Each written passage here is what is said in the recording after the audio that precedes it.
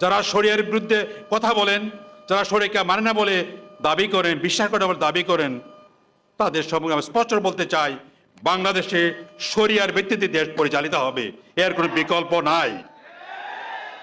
ওলামা একরামকে অক্ষতায় প্রমাণ করতে হবে আমরা শরিয়ার আলোকে দেশ পরিচালনা করতে চাই।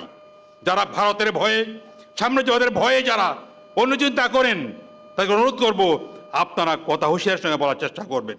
শরিয়া মানবেন না, আমাদেরকে মৌলবাদী বলবেন, এটা আমরা সহ্য করতে রাজি নই। ওলামা একরাম হুঙ্কার দেওয়া উচিত, মুসলমানদের অবশ্যই ইসলামের আলোকে দেশ পরিচালনা করতে হবে। এর বিরুদ্ধে যারা কথা বলবেন, ওলামা একরাম তাদেরকে গ্রহণ করবেন না।